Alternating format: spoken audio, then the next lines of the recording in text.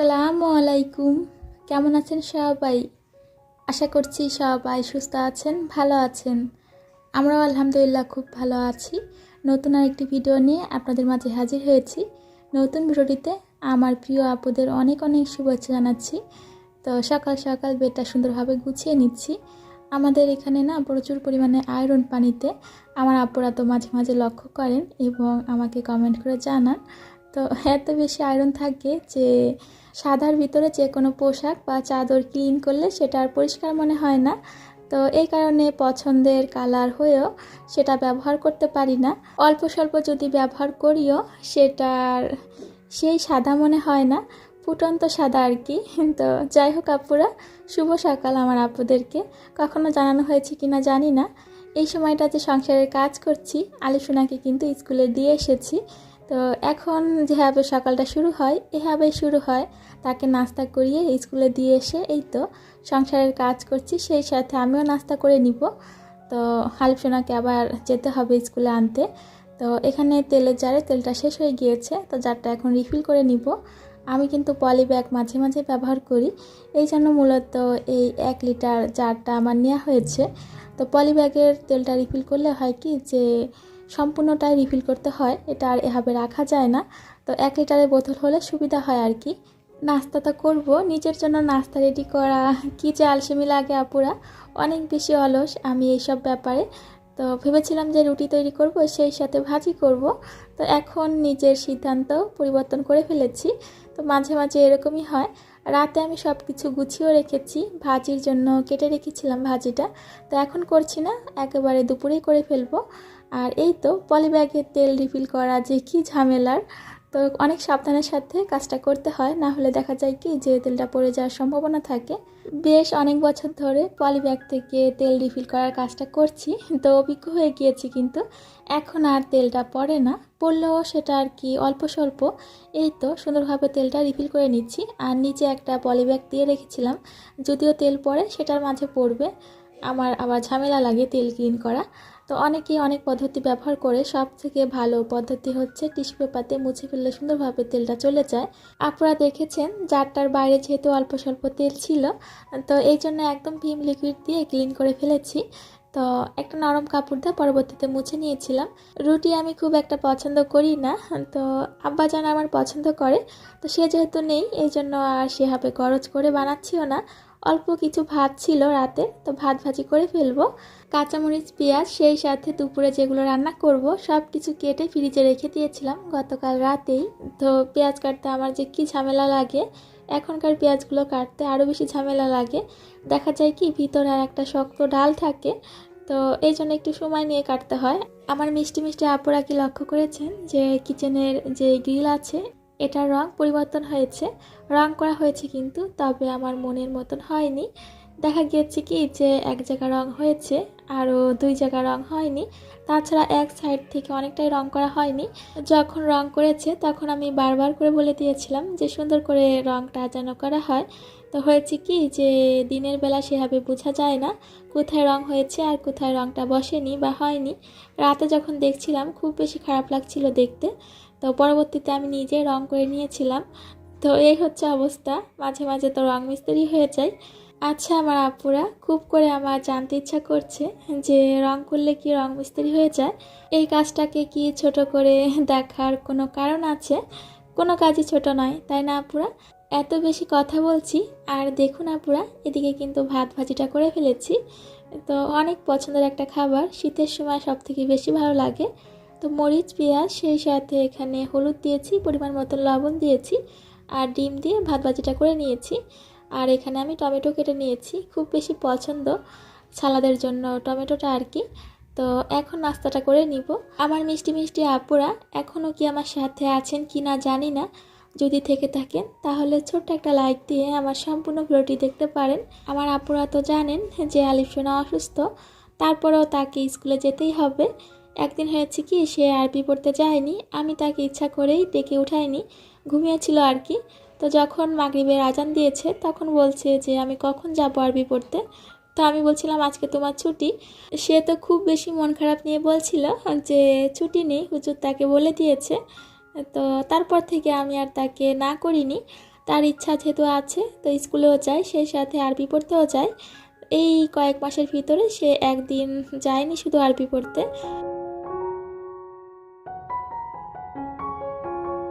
নাস্তার পর এই কাজগুলো করতেই হবে, ক্লিনিংয়ের কাজ। তো এখন অনেকগুলো এই তো হাঁড়ি পাতিল জমেছে, এগুলো পরিষ্কার করব। যখন যেটা জমে সেটা তো ক্লিন করেই ফেলি, আর যদি ক্লিন না করতাম এভাবে তাহলে কি হতো, ব্যাচিন ভর্তি হয়ে থাকতো। এই কয়েকটা জমেছে, এরকম যদি কয়েকটা হাঁড়ি পাতিল জমে থাকে বা প্লেট বাটি জমে থাকে, তাতে আমার কাছে অনেক বেশি মনে হয় একটা দুইটা পরিষ্কার করার যে অভ্যাস, এই জন্য আর কি। আমার প্রিয় আপুরা খুব ভালোবেসে খুব সুন্দর সুন্দর করে কমেন্ট করেন, যেগুলো পড়লে আমার মন ছুঁয়ে যায়। তো কয়েকটা দিন হয়েছে কি যে বসে খুব সুন্দর করে আপুদের কমেন্টগুলো পড়বো, সেটার সুযোগ পাচ্ছি না, সেই সাথে রিপ্লাইও দিতে পারছি না। কিছু আপুদের কমেন্টে রিপ্লাই দিয়েছি, আর কিছু আপুদের কমেন্টে রিপ্লাই দেওয়া হয়নি এখনও। তো আমার আপুরা ভুল বুঝবেন না, ইনশাল্লাহ কমেন্টে রিপ্লাই দিয়ে দিব। আর আমার মিষ্টি মিষ্টি আপুরা অবশ্যই সুন্দর সুন্দর কমেন্ট করে যাবেন। তো এখানে কিন্তু সুন্দরভাবে সব কিছু ক্লিন করে নিয়েছি। রাইস কুকারের মাঝে যে বাটিটা থাকে সেটা আপুদের একটু দেখিয়ে দিয়েছি। ভিতরটা কিন্তু সুন্দর আছে, ভাত রান্না করা হয় এটাতে। আসলে যেই কাঠের চামিচ আছে সেটাই ব্যবহার করা হয়। যত্ন নিয়ে সব কিছু ব্যবহার করলে সুন্দর থাকে। অনেকের কাছ থেকে শুনেছি যে রাইস কুকারের এই বাটিগুলো নষ্ট হয়ে যায়, আমারটা কিন্তু এখনও নষ্ট হয়নি, অনেক বছর ধরে ব্যবহার করছি আলহামদুলিল্লাহ। তো এই তো সুন্দরভাবে বেসিনটা পরিষ্কার করে নিয়েছি। একটু সময় নিয়ে যখন কাজগুলো কমপ্লিট করি তখন কী যে ভালো লাগে, এরকম দেখলেও চোখের শান্তি। তো এখন আবার এই তো শাকগুলো পরিষ্কার করে ফেলবো। তো এগুলো বেছে নর্মাল ফ্রিজে রেখে দিয়েছিলাম, না হলে দেখা যায় কি যে একদিন যদি থাকে বাইরে একদম নষ্ট হয়ে যায়। পালং শাক এগুলো, তো এগুলো ক্লিন করে তারপর আলিফ আনতে যাব। তো আমার এক প্রিয় আপু আমাকে বলেছিলেন যেন কিছু গাছ নিয়ে যায় আমার কাছ থেকে, তো এই গাছটা নিতে বলেছেন। ইনডোর প্ল্যান্টের মাঝে এই গাছটা পানিতে রাখলে খুব সুন্দর হয়, সাথে মাটিতে যদি একটু লাগিয়ে দেওয়া হয় তাহলেও খুব সুন্দর হয়, অল্প মাটিতেও সুন্দর হয়, যত্ন নিতে হয় না। তাছাড়া আপু আমাকে নয়নতারা নিতে বলেছেন, তো নয়নতারা অনেকগুলো বীজ ফেলেছি, সেখান থেকে অসংখ্য চারা হয়েছে, তো ফুলও ফুটে যাচ্ছে। এই তো একটা চারা কোনো রকমভাবে উঠিয়ে ফেলেছি, উঠতে চাচ্ছিল না, অনেক দিন ধরে গাছের যত্ন নেওয়া হয় না আমার। সাথে এখানে ব্লুডুইজি ডাল নিয়েছি, আর এই তো বোম্বাই মরিচের সবগুলো মরিচ চিড়ে নিয়েছি। মরিচগুলো পেকে একদম হলুদ হয়ে গিয়েছে, এখান থেকে আপুর জন্য নিয়ে যাব কয়েকটা, আর আমার জন্য রেখে দিব। মরিচগুলো যেহেতু গাছেই পেকেছে, এই পাকা মরিচ থেকে চারা হবে ইনশাল্লাহ। বাসায় এসে খুব বেশি তাড়াহুড়া করে এই তো রান্নাটা বসিয়ে দিয়েছি। তো এখানে বাঁধাকপি ভাজি করব। হয়েছে কি, যখন কারোর সাথে দেখা করা হয় কথা বলতে বলতে সময় চলে যায়, তা আমার হয়েছে সেরকম।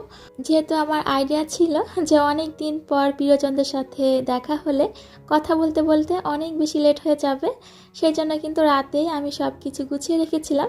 যেহেতু আগে থেকে আমার জানা ছিল আজকে আপুর সাথে স্কুলে দেখা হবে, তো এসেই এই তো ভাত বসিয়ে দিয়েছি। আজকে কিন্তু রাইস কুকারে ভাত বসাইনি, কারণ রাইস কুকারে ভাত রান্না করতে একটু সময় লাগে। তো ইলেকট্রিক কেটলিতে পানিটা গরম করে নিয়েছি, সাথে চুলায় ভাত বসিয়ে দিয়েছি। না হলে হবে কি যে সময়ের ভিতরে ভাত রান্নাটা কমপ্লিট হবে না। এই তো সকালের ভাজিটা এখন করছি। বাঁধাকপি রাতেই কেটে রেখেছিলাম সকালে ভাজি করার জন্য, তো সকালের কাজ দুপুরেই করছি। এখানে পেঁয়াজ কাঁচামরিচ ভেজে তারপর হলুদ দিয়ে এই তো ভাজিটা করে নিয়েছি। তো শেষ পর্যায়ে এখন ধনিয়ার পাতা দিব। সুন্দর একটা কালার এসেছে, তবে এখন কিন্তু বোঝা যাচ্ছে না। ধনিয়ার পাতা দেওয়ার পর অল্প কিছুক্ষণ নেড়ে চেড়ে তারপর নামিয়ে নিলে ভালো হয়, এতে ধনিয়ার পাতার সুন্দর একটা সুঘ্রাণ থাকে। বাঁধাকপির এই ভাজিটা তো হয়ে গিয়েছে, সাথে পুঁটি মাছগুলো ভাজি করব। তো এটা ভাজি করে তারপর হচ্ছে পালং শাক দিয়ে রান্না করব। মাছগুলো যেহেতু অনেক কাটা আছে, এগুলো ভাজি না করলে আসলে খেতেও পারবে না। আমার তো অসুবিধা নেই, তবে বাসার যে অন্যান্য সদস্যগুলো আছে তাদের তো ভীষণ অসুবিধা হবে। তো এখানে নিয়েছি হলুদ, সেই সাথে এখানে নিয়েছি শুকনো মরিচের গুঁড়া এবং পরিমাণ মতন লবণ। দেশি মাছগুলো, সেই সাথে ছোট মাছগুলোতে কাটার পরিমাণটা বেশি থাকে। আলিফ সোনাকে এই মাছগুলো কড়া ভাজি করে দিলে অসম্ভব পছন্দ করে। তো এখানে যে মাছগুলো নিয়েছি এগুলো কিছু কড়া ভাজি করে আলিফ সোনাকে দিব, আর কিছু মাছ দিয়ে রান্না করব। তো এখানে বাঁধাকপি ভাজিটা বাটিতে তুলে নিচ্ছি। পাশে যে 2 রকম করে আলু কাটা আছে, এখান থেকে 2টা তরকারি হবে। একটা হচ্ছে পালং শাক দিয়ে রান্না করা হবে, অন্য একটা ভুড়ি ভাজি করব। তো সেখানেই আলুটা দেওয়া হবে। আমি যখন রান্না করি দুপুরে, তখন আলিফ সোনা তার কাজগুলো শেষ করে। দুপুরে যদি একটু কষ্ট করে এইচডাব্লিউগুলো করে রাখা হয়, তাহলে রাতে চাপটা কম যায়। তো সেই জন্য এইচডাব্লিউগুলো দুপুরেই করে থাকে। তো এই তো পালং শাক দিয়ে হাতে মেখে ছোটো মাছ দিয়ে রান্না করছি। এখানে সব কিছু দিয়ে পরিমাণ মতন তারপর হাতে মেখে নিয়েছি। বেশ অনেকগুলো কাঁচামরিচ দিয়েছি, তো একটু পরেই দিলাম, কারণ যেহেতু হাতে মেখে নিয়েছি। কাঁচামরিচটা হাতে লাগলে খুব করে হাত জ্বালাপোড়া করে। এটা কি শুধু আমার সাথে হয় কি না জানি না। এখনও কিন্তু এখানে মাছটা দেওয়া হয়নি। তো এখানে পরিমাণ মতন তেল দিয়ে দিয়েছি। তো তেলটা একটু পরিমাণে বেশি দিতে হয় যখন শাক রান্না করা হয়। ভেজে রাখা মাছগুলো দিয়ে একটু ভালো করে মিশিয়ে ঢাকনা দিয়ে রান্না করে নিব। অনেক দিন পর আজকে ভাতের মার গালছি। তো পাশের চুলায় যে ভাত বসিয়ে দিয়েছিলাম, ভাত কিন্তু হয়ে গিয়েছে। প্রথম দিকে যদি অতিরিক্ত মারটুকু ফেলে দেওয়া হয়, তাহলে কিন্তু হাত পুড়ে যাওয়ার কোনো সম্ভাবনাই থাকে না। এদিকে ছোট মাছটা হয়ে গিয়েছে, এখন তুলে নিব বাটিতে। অঞ্চল ভেদে যেরকম রান্নার ভিন্নতা আছে, ঠিক তেমনি দেখা যাবে কি যে রান্না করা যে খাবারগুলো থাকে, সেই খাবারগুলোর নির্দিষ্ট কোনো নাম নেই। তা আমার একজন প্রিয় আপু আমাকে বোঝাচ্ছিলেন কমেন্ট বক্সে যে কোনটা চচ্চড়ি আর কোনটা ভাজি। পালং শাক আর আলুর এই রান্নাটাকে আমরা চচ্চড়ি বলে থাকি। এখানে কিন্তু ভুড়ি ভাজি করছি। বেশ অনেকগুলো উপকরণ দিয়েছি। আলু দিয়েছি, রসুন দিয়েছি, নারকেল বাটা দিয়েছি, সেই সাথেই তো পেঁয়াজ কুচি দিয়ে দিয়েছি। এভাবে কিন্তু বেশ অনেকটা সময় চুলার আঁচ লো হিটে রেখে একদম ভাজি ভাজি করে ফেলবো। এটার কালার পরিবর্তন হয়ে একদম কালো হয়ে যাবে। তো এর আগে কিন্তু আমি প্রেসার কুকারে সিদ্ধ করে নিয়েছি। তো সিদ্ধ করে তারপর ভাজিটা করলে সুন্দর হয়। পুরি ভাজিটা যেহেতু চুলায় হচ্ছে, অনেকটা সময় লাগবে হতে। এদিকে কিছু ক্যাপসিকাম সংরক্ষণ করে নিই। তো এখনই কিন্তু উপযুক্ত সময় ক্যাপসিকাম সংরক্ষণ করার। বিভিন্ন ধরনের নাস্তার আইটেম তৈরি করার জন্য ক্যাপসিকামটা খুব প্রয়োজন হয়। এখানে কতটুকু আছে বলতে পারছি না, তবে অল্প পরিমাণে আছে। তো বিভিন্ন কালারের হলে দেখতেও কিন্তু ভীষণ সুন্দর লাগে। সবুজটাই পেয়েছিল, এই জন্য এই কালারটাই এনেছে। তো কালার যেরকমই হোক না কেন, টেস্ট কিন্তু একই। সারা বছরের জন্য এখনই ক্যাপসিকাম সংরক্ষণ করে রাখলে হয় কি যে দামটাও কম থাকে, মানেও ভালো পাওয়া যায়। আর এই তো আমি ক্যাপসিকামগুলো সুন্দরভাবে ক্লিন করে তারপর পানিটা ঝরিয়ে নিয়েছিলাম। তো টিস্যু পেপার দিয়ে মুছে এভাবে কেটে নিয়েছি। আমি যেভাবে ব্যবহার করব আর কি রান্নাতে, সেই অনুযায়ী কেটে নিয়েছি। ফ্রিজের জায়গা যেহেতু অল্প আছে, সেই সাথে সামনে রমজান, এই জন্য অল্প করেই সংরক্ষণ করছি।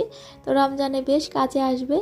আরও কিছু সবজি সংরক্ষণ করার ইচ্ছা আছে, তবে আমি সব রকমের সবজি সংরক্ষণ করি না, কারণ সিজন ছাড়া না কোনো সবজি বেশি একটা ভালো লাগে না, শীতের সবজিগুলো বিশেষ করে। তো এই তো পলিব্যাগে রেখেছি, আর এগুলো বক্সে রাখবো। ভিতরে যে বীজগুলো থাকে সেগুলো কিন্তু ফেলে দিতে হবে, সেই জিনিসটা খেয়াল রাখতে হবে। সেই সাথে পানি যেন সবজিতে না থাকে। তাছাড়া জিপার ব্যাগ, পলি ব্যাগ এবং বক্সে সবভাবেই রাখা যায়। জিপার ব্যাগে রাখলে একটা সুবিধা আছে, সেটা হচ্ছে ফ্রিজের জায়গা কম থাকলে জায়গাটা খুবই অল্প লাগে। এভাবে করে এখন ডিপ ফ্রিজে রেখে দিব।